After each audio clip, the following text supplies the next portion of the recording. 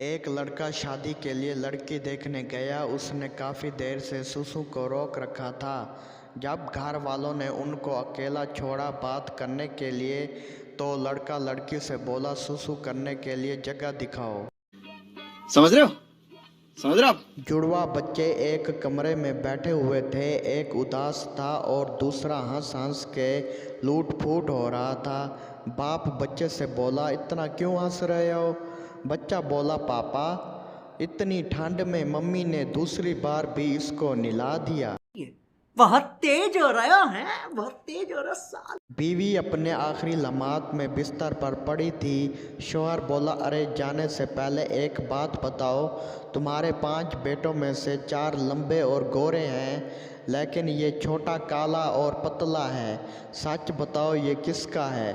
बीवी बोली, मैं अपने आखिरी लम्हात में तुमसे झूठ नहीं बोलूँगी, यही काला सिर्फ आपका है। ये सुनकर बीवी की जगह शौहर ही चल बसा। एकदम इन्होंने वक्त बदल दिया, जज्बात बदल दिए, जिंदगी बदल दी। एक वकील संता से बोला, जब मुजरिम ने तुम पर कातलाना हमला किया तो उस वक्त आपने क्या चीज उठाई हुई थी? संता बोला, उसकी बीवी की टांगें। मारो मुझे, मारो मारो मुझे, मारो मारो।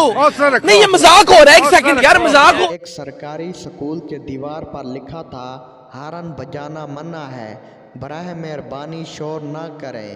इसके नीचे पप्पू ने लिख दिया, वरना हम जाग जाएंगे। तू समझा? हाँ। नहीं तू समझा नहीं। लड़की अपनी सहेली से बोली, मैं तो लुट गई, बर्बाद हो गई। सहेली बोली, शौहर ने तुझे मारा क्या? लड़की बोली, नहीं यार, मेरे शौहर का दफ्तर में एक लड़की से अफेयर चल रहा है। सहेली बोली, तुम्हें कैसे पता? लड़की बोली, मेरे बॉयफ्रेंड ने उसे कल एक 22 साला लड़की के साथ देखा था।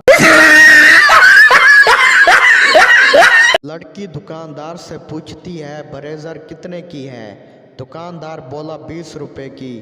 लड़की बोली, अगर तुम इसे सही लगाओगे तो मैं ले लूँगी।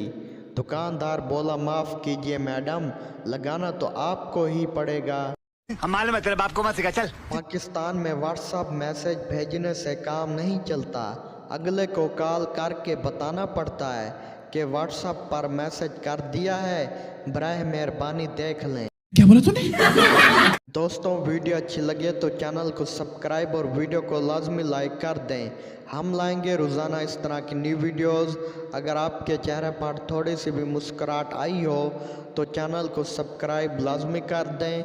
आप सब दोस्तों का शुक्रिया।